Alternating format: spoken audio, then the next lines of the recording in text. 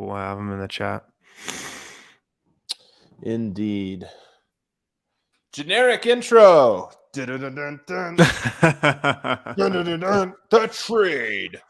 Trades going down. What's up, everybody? Welcome into a very impromptu edition of the DNBA show, aka the DNVR Nuggets podcast, late night edition, trade line edition, Bol Bol edition, Bryn Forbes edition. Whatever you want to call this, I'm joined with the main man, Harrison Wynn, burning the midnight oil. Harrison working on an article as the trade drops. Look at this. Just the article is already out. The article's out. Read it right after we're done with this recording, but it's already out. So the big news of the night, Harrison, the Denver Nuggets, right after, it's almost like they're trying to embarrass us. Right after we said, I'm not sure. I said it, not you. I said, I don't know if Bol Bol can be traded now. Like, he's getting the foot surgery. Like, who's going to take him on? Well, apparently the Boston Celtics in a bit of a salary dump. They take on Bol Bol, PJ Dozier. Juancho Gomez is going to San Antonio, which I want to talk about, actually. It's not the main piece. Sure. I would love to talk about that. I would love nothing more to talk about Juancho tonight. Well, Juancho, many people are saying it's a renaissance moment for the man. But most importantly, to everybody here watching today, the Denver Nuggets get Bryn Forbes, one of the best shooters in all of the NBA, 6'2" sharpshooter, spent most of his career with the San Antonio Spurs. He did also spend one season with the Milwaukee Bucks, and guess what? It was a championship season. And then he went back to the Spurs this year, where he was just traded back to Denver. So first, Harrison, initial thoughts when you saw this deal go down? Well, I love the deal for Denver because when you just boil it down to what it is, the Nuggets acquired a player who they can use this season for two players who they would not be able to use this season. I mean, PJ Dozier and Bol Bol are both out for the rest of the year. You know, Bol, even if he was healthy, wasn't in Denver's plans. Of course, you know, Dozier tore his ACL, is going to be out until, you know, probably the start of next season. So Denver gave up those guys and they got somebody in Bryn Forbes that fills a need. I mean, 48 hours ago, Nikola Jokic was telling the media how everybody in the NBA knows Denver can't shoot. He goes, everybody knows we can't make a shot. Right. And then Denver gets tonight one of the best shooters in the NBA. Definitely, you know, one of the top two shooters, probably the top shooter available on the trade market. So you think, I mean, the insinuation there, maybe you're not trying to imply this, although it seems inferred, that you are saying that Jokic's comments maybe led to this trade. I don't want to say that, but I mean, the Nuggets definitely were looking at getting a shooter, and it's been obvious. I mean, the three-point shooting has been so up and down all season, especially with that bench unit. You really don't have too much confidence that anybody on that group is going to make a three, or maybe aside from Zeke Naji. So they definitely needed a shooter, and I mean, that's what Bryn Forbes does. He shoots threes. Over 40% these last couple of years. One of the best catch and shoot guys, you know, for the last several seasons. So it fills a definite need. There's no question he can shoot the ball. In fact, Woj was sharing some statistics that over the last 3 seasons, I think he is third in the NBA in 3-point percentage, like a cumulative, if you combine all the seasons, amongst guys with 1,000 attempts. Seth Curry, Joe Harris, and then, of course, Bryn Forbes. And then just catch and shoot in particular, a 45% catch and shoot 3-point shooter. I mean, that's, if you play with Jokic, that's your hope, is that you're going to get a lot of catch and shoot opportunities. Do you see him, Harrison, playing minutes with Jokic, or do you see him playing primarily or even exclusively with the bench? Well, definitely primarily with the bench. Look, it's going to be tough for Michael Malone to kind of massage his rotation and get enough defense out there, you know, especially with that second unit, because Bryn Forbes can really shoot it. I don't know how he's going to hold up as a defender. He's a smart player, Michigan State product, you know, played a lot under Greg Popovich so far in his career. So, you know, just from that, he's going to bring some high IQ basketball to the table, but he's not, you know, regarded as a defender. So it's going to be tough to get, you know, enough defense on the floor if he's, you know, with that bench unit maybe. But, I see him sticking with the bench. You know, in some situations he could play with the starters, but if you watch some of his highlights, particularly when, you know, he was going off against the Heat in the first round last year. Like he had 22-point games in the first round for the Bucks against the Heat in the playoffs last season. He pretty much like won or really helped win 2 games for the Bucks last playoffs, but he's a pretty good off-ball mover. Like he knows how to get to open spots, come around screens. He knows how to find seams in the defense. So I think he could fit well with Jokic, but he's probably going to be coming off the bench mostly, playing with that group. He's definitely going to be coming off the bench. The question is his minutes, is he like a first sub in kind of guy, or a guy that you play situationally trying to stagger so that he's with Jokic? And to be honest, I mean, I'm of two minds of it. One, that second unit needs some shooting, but when you start to look at where does he fit in, combination wise, it gets a little bit tricky. But then on the other side, he's not a very good defender, and physically he's not very bad. I mean, 6'2" with a 6'5" wingspan, so it's not even like he has a great wingspan. And so if you play him with Jokic, that's a tough pick and roll combo. Like they're probably going to get cooked there. But there probably are staggered lineups where you could play those guys together a little bit and just give Jokic a little extra shooting. And hey, if a guy's a 45% catch and shoot 3-point shooter, what is he with Jokic throwing him darts across the lane? Like he's probably a 50% corner 3-point shooter with Jokic hitting him in stride there. So I'm pretty excited for it. Also, how many elite shooters have we seen play with Nikola Jokic? Go through. We've seen one. We've seen exactly one. Michael Porter Jr. So that's the only one. And then the other, I would say Jamal Murray has he's he gets hot, and when he's hot, yeah, it's like. But you're right. In terms of just like automatic, if the guy's open and you find him open, is he making it? I think you're right. I think it's just one. I think it's Michael Porter Jr. Yeah, and if you look up, and I put this in the write-up I just did on thednvr.com, the top 5 catch and shoot 3-point shooters last season: Joe Harris, Marcus Morris, Joe Ingles. 4 and 5 are Michael Porter Jr. and Bryn Forbes. He shot 46% last season on catch and shoot threes for the Bucks, for a pace and space offense. So he's going to get a lot of open shots, you would think. He's just going to have to knock him down, which, based on his career, you think he will. The guy's a 41% career 3-point shooter. One of the things that's exciting about it is the Nuggets are really fun when they catch fire, but they don't have that many spark guys. Like Bones Highland can spark the Nuggets to all catch fire. I don't know who else is that guy right now that when he hits, if Barton hits 2 in a row, does the whole team catch fire? I feel like when Bones does, the whole team does. Now you have another guy in Bryn Forbes. It's like, hey man, maybe you have a Bryn Forbes, Bones Highland combo where they each hit a 3 or this or that, and all of a sudden the team starts rolling. It just gets going. So I'm a little hopeful that we get a couple of these games where guys are just hot, and you have all of a sudden you go on these little 12-0 runs because you hit 4 threes in a row. We just don't see that very often with the Nuggets. I know. And we talked about this today on the show. When the Nuggets are knocking in threes, when they shoot over 40% from 3, they're winning that game. When they don't shoot it well from 3, they're probably losing that game. I mean, that's exactly what happened in the Laker game. They shot it great from 3, blew out the Lakers. They did not shoot it well from 3 against the Jets. They lost that game. So honestly, in the NBA, a lot of times it just comes down to who shoots the 3 better. Which team makes more threes, and it makes them at a better percentage. And in this deal, Denver gave themselves a better shot at making more threes than their opponent. There's no question about it. There's no question they gave themselves a much better shot with it. I'm excited for it. Another thing about him, he's a Michigan State guy. He's a Lansing, Michigan guy. So he grew up in Lansing, then went to Michigan State. He's a pretty tough player in terms of mentally tough. He's a gamer. He's a screamer. He's a guy that'll hit a 3 and say something, to get himself hyped.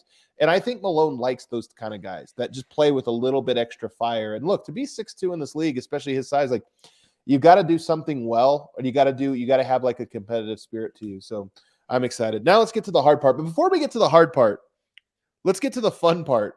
Give me one lineup you would like to see. Not that you expect to see, not that you think will be the rotation, but one lineup that you think, hey man, a Bryn Forbes lineup that you think would be fun.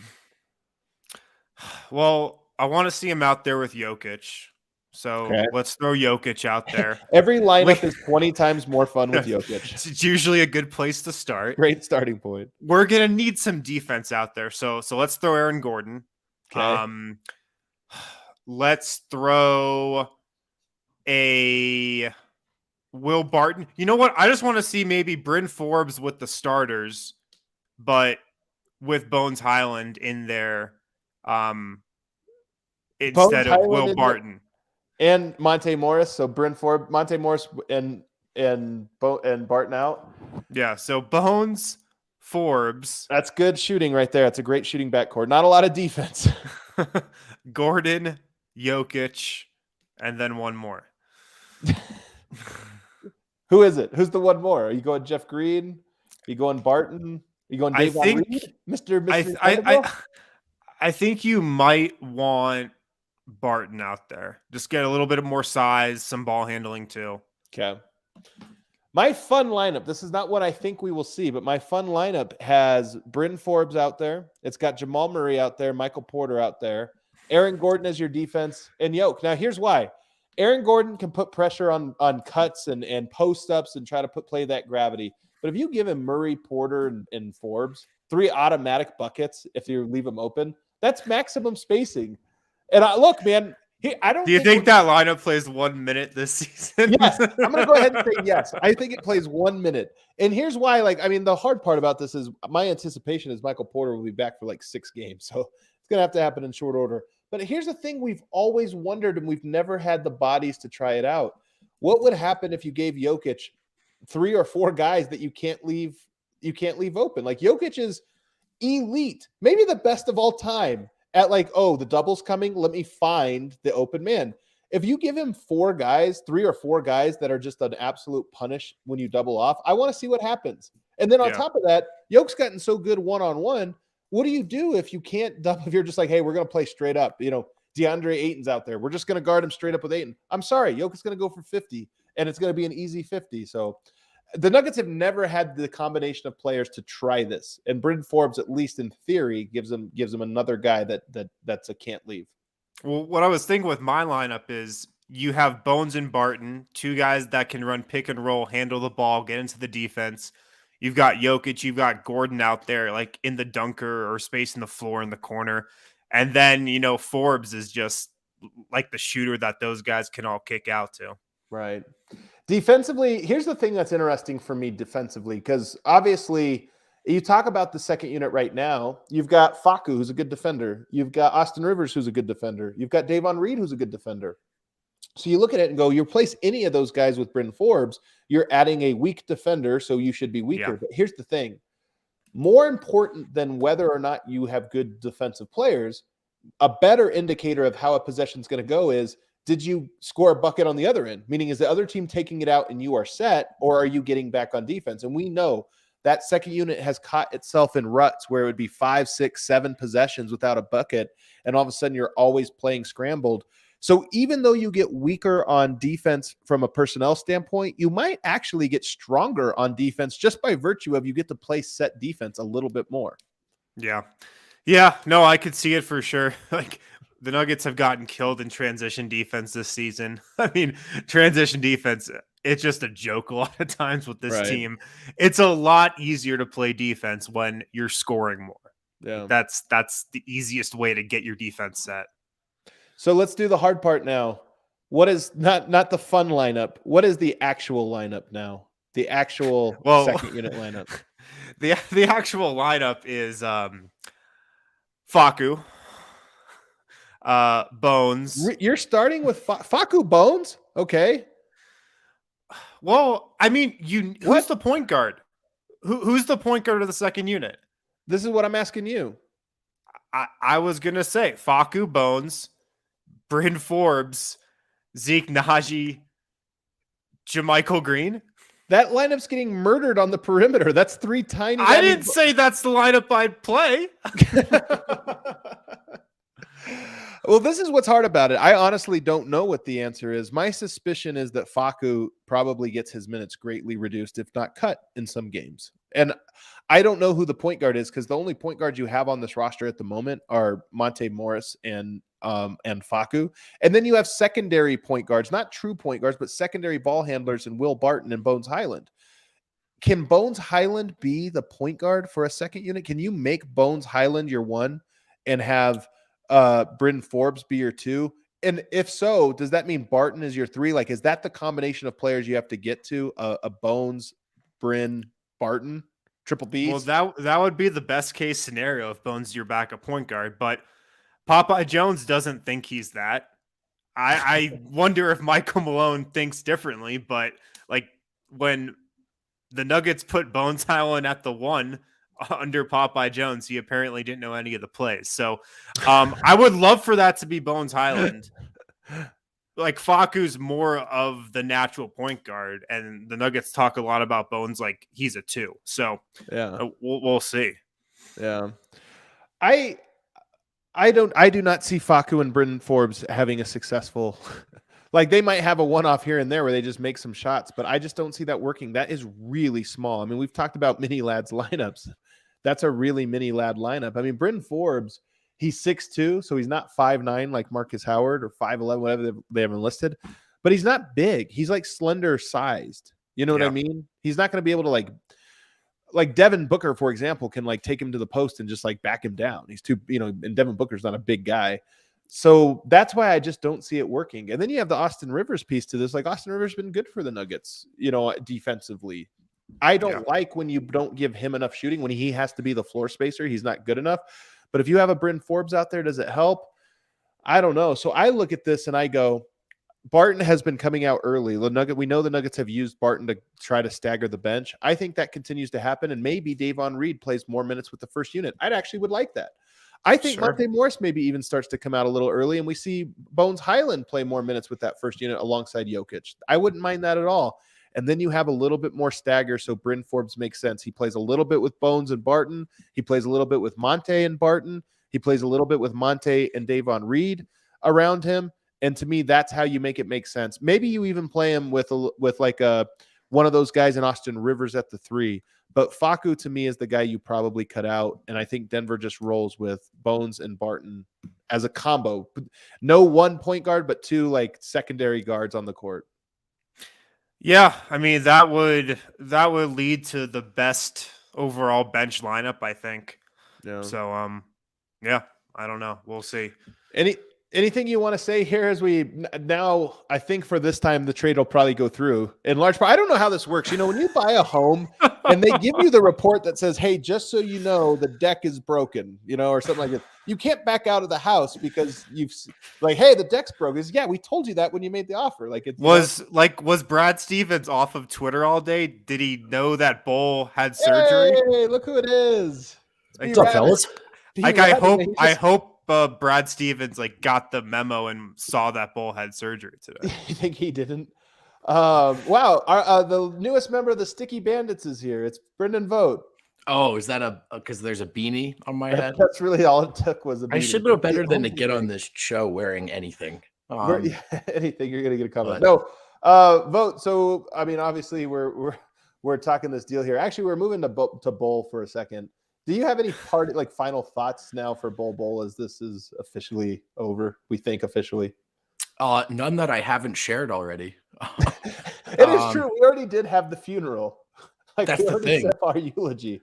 I will say this: for whatever fear there was about the med staff misunderstanding stuff or front office trust being breached, he was traded a few hours later. So it's a huge relief to just see this whole saga wrapped up again. But no, I mean, look, as far as the whole Bol thing, I think we've all said our piece once, if not twice, if not thrice. Can I ask you, this is an angle you have not answered before. Are you worried at all that Bol unlocks Jason Tatum? That was the missing piece, and now Jason Tatum just completely that was my first thought. That was my first thought when this trade came through. No, you know what I did think was what a wave of the white flag from my Boston Celtics, my beloved Celtics. No disrespect to Bol and PJ, but just we'll take two guys who literally cannot play to stay under the tax. There's your help, Jalen and Jason. Harrison, when I saw this trade come in and I saw Juancho was involved, Part of me wonders if Greg Popovich was doing the Nuggets one last solid here. Like this trade, you ever wonder who is the initiator of a trade? Like which team or which agent was the guy that was like, hey, what do you think about this? This one feels like a Tim Connolly one. This one feels like a, hey, Juancho, we need to save Juancho while simultaneously getting rid of Bol Bol. Let's send Juancho to the one place he actually has a chance of like revitalizing his career, San Antonio. Yeah. I don't know. This one, I feel like this was a Tim Connolly initiated trade. Yeah, I mean, there's another angle to this trade which we haven't touched on, which is that the Nuggets opened up a roster spot. Okay. And reading the tea leaves, like you could definitely see how it could be for DeMarcus Cousins. That would make a lot of sense. Maybe it's for Juancho Hernan Gomez on a buyout, Adam. I have a little less inclination that it's for that rather than the DeMarcus Cousins signing. But did you have to double read the notification? Because I did. When you saw Juancho, sure. Denver is trading. Wait, Juancho? Hold on. Really close. It would be funny if they're like, hey, man, Vlatko, he's going to be in rehabbing a lot. We need a vibes guy. We got to get Juancho back in here. No, in all seriousness, though, I'm kind of excited for Juancho to go to San Antonio. Like, I don't have, like, high hopes for him or anything like that, but I do have more hopes than I did with him, obviously, in Boston. So I'm curious to see what happens with him there. And I do just feel like this was a Tim Connolly-initiated trade, given that it was another one of his guys. So you never know. Yeah. Would have been better if Trey Lyles was also somehow involved in all of this. It was just like, hey. Keita Bates-Diop back to Denver. He's actually having a nice year. So this opens up a roster spot, but it also, I think, gets them that much closer to the tax. And I now think they're in a position where even adding a player on a minimum deal, contingent upon any other movement and or I think some incentives coming into play, it also may be a factor. So it's possible that some other small moves come into play, like maybe another move or someone gets waived or something like that. And then, of course, they also have the other half of the Jeff Green exception, but that would be a very aggressive go into the tax move, which, while we all wish the billionaires would do, few of us are holding our breath. Our friend Bronco Squatch, I mean, this is a thing probably to reach out a little bit later, but he did put this tweet out earlier. He says, if a high-level player becomes available in the buyout market, Denver will have the ability to offer them $4.536 million of the MLE. Jeff Green used the other half, so that's half of the mid-level exception. So maybe they have an exception here that actually avoids that tax. I'll love to get some clarification here from our guy Jake later on. But well, that I believe that would push them into the tax still. That would be the aggressive move, is using the rest of that money all on one player. Whereas what I think is more likely, they have a minimum. Maybe it's Davon Reed gets converted, DeMarcus Cousins, and they can play around the edges with another move or some of the smaller contracts or whatever. It is interesting, man. Just thinking about this move, like the Nuggets are trading for a guy on an expiring. This is a this year move. It's absolutely a, hey, let's try to get this thing done here. So like maybe they feel like they have a better chance, and maybe it's a better sign that, they are pretty optimistic about the Jamal Murray, Michael Porter timeline. So I'm kind of intrigued by that. Any other angles you want to cover here, Wind, on this Bryn Forbes news? Well, I mean, sending out PJ Dozier, I think is notable because, like, look, we've all been high and sometimes lower on Dozier over the last couple of years. Well, coming into this season, he was like the X factor for Denver's bench, and he got hurt again. And I just think with all the injuries that he's had over the last couple of years, I can't imagine Denver was too excited to offer him a contract, this summer, because he's going to be a free agent. So like we all had high hopes for Dozier, but it kind of makes sense that this is the end of the road for him. And I said this the second the Nuggets signed Davon Reed. He gives you a lot of what PJ Dozier gives you from a defensive standpoint, from a positional versatility standpoint. He can play the 1, 2, and 3. So I think Denver kind of looked at Dozier's injuries and said, can we really afford to keep this guy around next season when we can just have Davon Reed, a healthier version of that? This is the thing about the Nuggets is we've all enjoyed getting attached to the 10th guys, 8th, 9th, 10th guys. But going forward, the reality of the Nuggets is I don't think they're going to be able to give the PJ Doziers of the world's new contracts. They've got to just keep finding new ones. And I think Davon Reed is the next one up, right? Like he's on the two-way this year. Next year, you get him on a deal where he's thrilled to be on a 3-year, $8 million deal or whatever it is, whatever kind of little deal it is. And it's like, okay, you got a new one. Here's the other thing. Vote.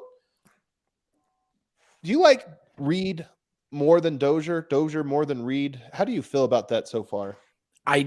To be honest, I think it's perfectly interchangeable. I especially given the injury, right? Like any arguments to be made about Dozier's upside are sort of severely like chopped now at the knees by, well, that's a poor choice of words, but this injury sort of takes wind out of those sails. Brutal. So yeah, really brutal choice of words. I would say Reed because I think he's slightly more contained on the offensive end. While we have seen the occasional shot that we've pointed out that we're like, that seems incongruent with our understanding of him. I think that's it's something PJ's a little more prone to. So, but my bigger point would just be, I think that you're right that they're in the stage of they're relatively interchangeable, right. And it makes more sense to move on to one than the other right now. Harrison, how do you feel there? Those two guys. I mean, I was definitely higher on Dozier than I am right now on Davon Reed. I just think Dozier had, a lot higher of a ceiling, more potential. I think Davon Reed is who he's going to be for the future. And that's okay. Like you get a fringe rotation guy who you can throw out there who can give you quality two-way minutes. I just think Dozier, because of they have similar frames, but Dozier just seemed a little bit bigger. I just think Dozier had more potential, more ceiling, more possibility of being something bigger. But Davon Reed might, he's not a bad consolation. I mean, we haven't seen enough of Reed to really know. I mean, we remember PJ Dozier's debut with the Nuggets. When we coined him PJ Composure, and they rode that wave. He had some ups and downs. He certainly was another in a long line of Nuggets players who were lineup dependent. He also looked really bad at the start of this year alongside the no shooters lineups. So we kind of saw him at his worst this season. That being said, there's a lot I like about Davon Reed that Dozier didn't have. The reason they're hard to comp is because they're not one-for-one comps. It's not like they do the same things and this or that. So it's how do you quantify and value? Davon Reed, I think a little bit better shooter, probably a lesser versatile defender or what have you here. So we'll just have to wait and see. What I will say is I'm very curious for Davon Reed, and I kind of think he has a great chance of staying in the lineup. If you told me one of it might actually come down to this: Facu, Rivers, or Reed. Only one of those guys is going to play. I don't know. Davon Reed might be my guy there. It's probably situational, but Davon Reed might be the one I go to there. He just does more and has, the weaknesses of him are less, even if the strengths of him are also less. Mm-hmm. If that makes sense. No, absolutely.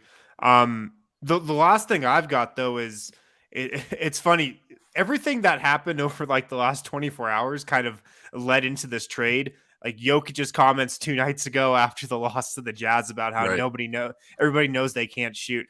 And then today at practice, Michael Malone went on this tangent about how, look, you owe it to your team, you owe it to your fans. I think he was pretty much saying you owe it to Nikola Jokic, who's putting his blood, sweat, and tears on the line every single day and night to go out and try to improve your team in, the trade season.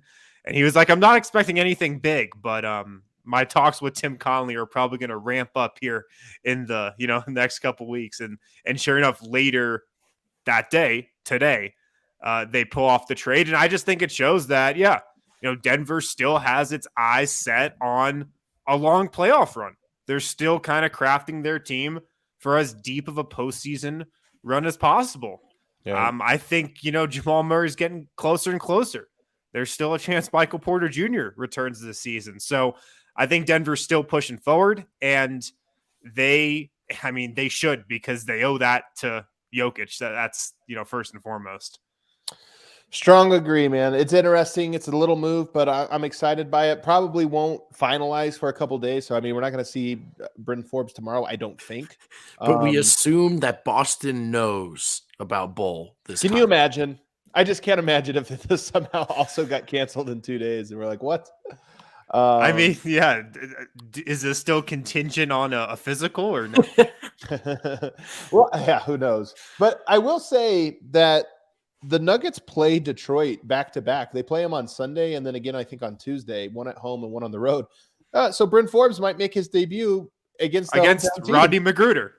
Against Rodney Magruder. Did you guys see he had a big game tonight? Of course he really? He really did. Of course. Of course.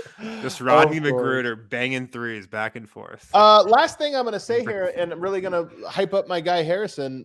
You know, one of the reasons to subscribe to the DNVR, $5 a month, you get access to all the premium stuff. Win does the wind chimes where he shares little things. One of the things Harrison's been whispering through the wind the last few days here has been Bryn Forbes. Keep your eye on Bryn Forbes. He's a guy here. So lo and behold, Winstradamus strikes again. The other thing that I wrote about in Wind Chimes today. I give him a compliment. He's like, Adam, you missed half of the compliments here. Hold on, there's more. Well, I mean, most of Wind Chimes today was about Jamal Murray, and I've watched Jamal Murray warm up before almost every home game this season, and I watched him warm up before the Nuggets played, not the Jazz, not the Lakers, before they played the Blazers. And his warm up before that game was like he went harder and like was more focused and more aggressive in that warm up than I've ever seen him. And then I wasn't at the Laker game, but I saw a video of Murray warming up without a sleeve over his knee. It's the first time he's done that all season, warmed up without a sleeve. Another step in his recovery. I don't know, but you can just feel that he's getting closer and closer. He's pushing himself harder in warmups every time he's out there. You can just feel it getting closer. So I love it, man. It's getting into the season where I think, you know, you got to keep your eyes or your ears peeled for, you know, some little updates. Like maybe he's going to play 3-on-3 or, you know, doing some non-contact work in practice. I feel like we're getting closer. I think maybe, honestly, man, like people get to the arena early because he works out. You can get into the arena 1 hour before tip-off, and he works out about then. Like, because the team goes in and then starts to get ready for the game, and he obviously goes out there. So make your Jamal Murray side. Show him some love. Get there early because that hype, you're right, man. We're now weeks away, not months. You know, we're now to the point where in weeks. Yeah. I mean, we're probably a month and a half away or a month plus, but I'm just saying you start to count that in weeks. It's like when you have a kid and people tell you, how old is he? He's 20 months. 20 months. Yeah. At what age do you stop saying months and go to years? Is that 2 years? It's 24. Like the people will say he's 24 months old. Yeah. Like, okay. And then I've never heard 25 months. Is this the super chat that we had? This is the super chat from Tony. Well, no, this is the super chat. And then he says, well, that was a first super chat fail. So, and then finally he gets to this one. He says, Bones at PG might get pressure off to shoot the three. When Malone talked to him about sharing the ball, it seemed to pan out. Yeah, I mean, look, Bones has a lot to unlock to his game. This is the thing about Bones is like right now, does he know all the plays as a point guard, this or that? No, but I think Bones has a lot to unlock in that department, and playing him alongside Barton, you know, that might combine. They might make one point guard and one shooting guard. Yeah. So it might work out. Yeah. All right. That does it. Wait. Just micro around the association. Rodney Magruder led all Pistons tonight with 19 points, 10 shots. What is that? The most points he scored in 3 years? Yeah, it's just hilarious, man. You just You can't also make have this to stuff complete up. the story, though, is that the Pistons were blown out by the Warriors. Yeah, that part's important. That part is also the Timberwolves got to win against the Knicks. Man, all these teams, like you go East, all these teams in the East, man, they never deliver for you when you need them to beat somebody in the standings. Such a shame. I thought the East was better than the West this season, Adam. For a while it was, but now you get down to those Knicks, Hawks, Celtics. They're so Pacers. They're so disappointing, man. So disappointing. That does it for us tonight, guys. Thanks so much for tuning in this impromptu one. We're going to be back again tomorrow with the pregame show, the postgame show, all that good stuff. We'll see you guys then.